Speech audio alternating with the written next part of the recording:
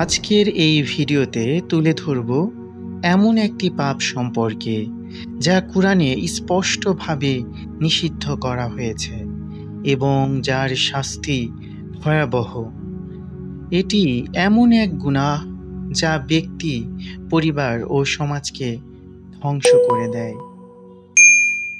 জি ভাইরা, আমি সেই গুনাহের কথা বলছি যার নাম জিনা অর্থাৎ ব্যভিচার, যা জীবনকে ধ্বংস করে দিতে পারে। আল্লাহ বলেন, আর তোমরা ব্যভিচারের নিকটেও যেও না, নিশ্চয়ই এটি অশ্লীল কাজ ও অত্যন্ত মন্দ পথ। সূরা আল ইসরায় ৩২ নং আয়াতে বলা হয়েছে। এই আয়াত থেকে বোঝা যায় শুধু ব্যভিচার করাই নয়, বরং তার ধারে কাছে যাওয়াও নিষিদ্ধ। একদিন রাসূলুল্লাহ সাল্লাল্লাহু আলাইহি ওয়াসাল্লাম স্বপ্নে দেখলেন কিছু লোককে বিশাল এক চুল্লিতে পোড়ানো হচ্ছে। তিনি জিবরাইল আলাইহিস সালামকে জিজ্ঞাসা করলেন, এরা কারা? ফেরেশতা বললেন, এরা ব্যভিচারী পুরুষ ও নারী, যারা দুনিয়াতে জিনা করত। বুখারী ১৩৮৬ নং হাদিসে বলা হয়েছে, কি ভয়ঙ্কর শাস্তি! দুনিয়াতে সামান্য পাপের জন্য পরকালে চিরস্থায়ী শাস্তি অপেক্ষা করছে।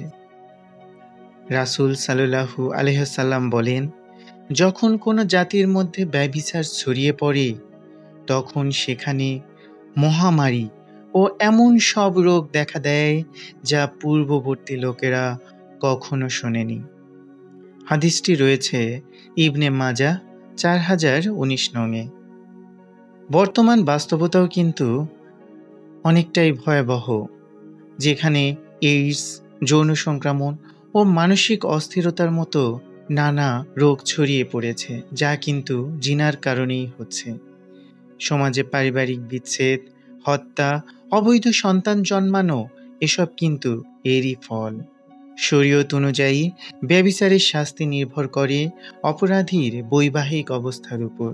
যদি অবিবাহিত হয় তাহলে ১০০ বেত্রাঘাত বর্ণিত হয়েছে সূরা আন-নূর ২ নং আয়াতে। আর যদি বিবাহিত হয়, প্রকাশ্যে পাথর মেরে মৃত্যুদণ্ড, সহিহ হাদিস অনুযায়ী।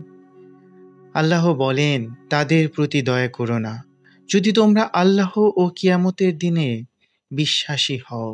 সূরা নূর ২ নংয়ে বলা হয়েছে। রাসূল সাল্লাল্লাহু আলাইহি সাল্লাম বলেন, কিয়ামতের দিন জিনাকারীদের মুখমণ্ডল কালো করে দেওয়া হবে এবং তাদেরকে দোজখের আগুনে পোড়ানো হবে।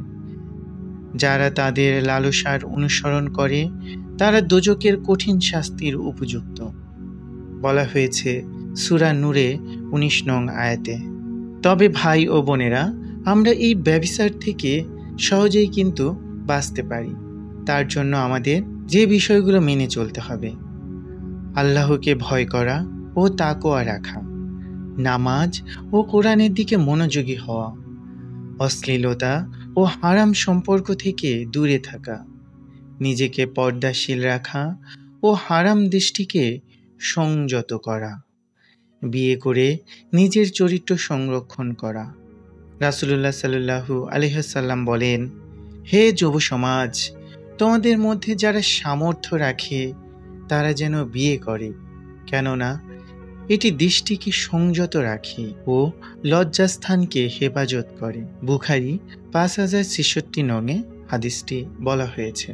আল্লাহ আমাদের সকলকে হারাম কাজ থেকে হেফাজত করুন।